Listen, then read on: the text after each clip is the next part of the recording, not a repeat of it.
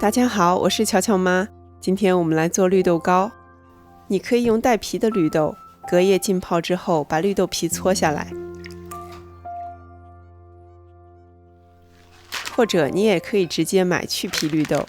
注意，去皮绿豆是黄色的，并不是绿色。做好的纯绿豆糕也是黄色的，而不是绿色的。检查干豆里有没有杂质，加水清洗。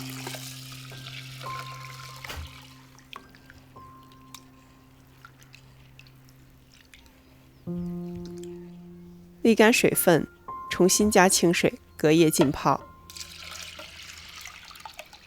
浸泡之后可能会有残留的绿豆皮飘上来，把它们彻底冲洗掉，这样你做出的绿豆糕就不会有小黑点。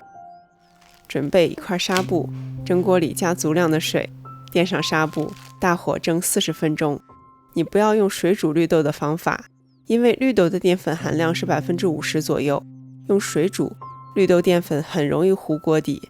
另外，水煮后的残留水量不好控制，会增加等会儿炒豆沙的时间。蒸好的豆子用手一碾就成粉状了。趁热倒进料理机，接下来的加水量是关键。水加多了，炒豆沙会很慢；水加少了，料理机打不到。所以我们分2次来加水。第一次加水之后，启动料理机，观察是否能打得到豆子，根据情况来确定第2次的加水量。你的目标是用最少的水把豆沙打细腻。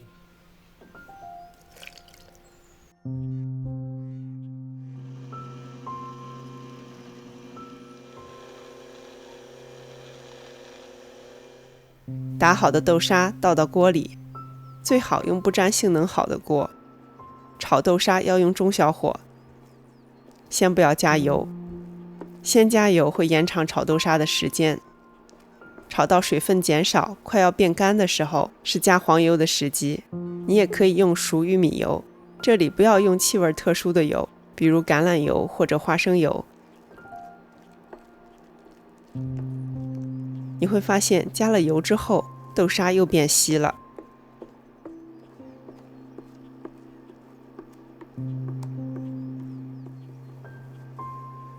再次要变干的时候是加糖的时机。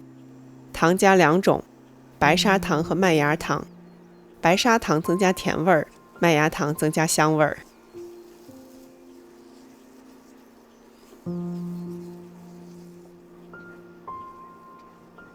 麦芽糖更重要的作用是增加粘性，这样做好的绿豆糕就不容易碎。麦芽糖是以淀粉为原料，在麦芽里的淀粉酶作用下做出来的，它的甜度只是白砂糖的1/3，但它能让你做的甜点有特殊的香气。常温下的麦芽糖质地非常粘稠，取麦芽糖的时候，你可以先隔水加热麦芽糖瓶子，再用沾水的勺子取出。炒到可以像这样翻折的时候，豆沙就要炒好了。整个炒豆沙的过程我只用了20分钟，插一根筷子不倒。学会了绿豆沙的做法，红豆沙的做法你也会了。炒好的豆沙分成2份儿，我们来做2种口味的绿豆糕。加一点点抹茶粉，抹茶粉的质地非常细腻，它含有氨基酸，所以口味上略带海苔的鲜味和粽叶的清香，它和绿茶粉是2回事儿。抹茶的制作工艺比较复杂，价格也比绿茶粉高很多。揉到颜色均匀，搓成长条，分剂子。我的模具是每个50克，所以每个剂子就分成50克。刷点熟油防粘。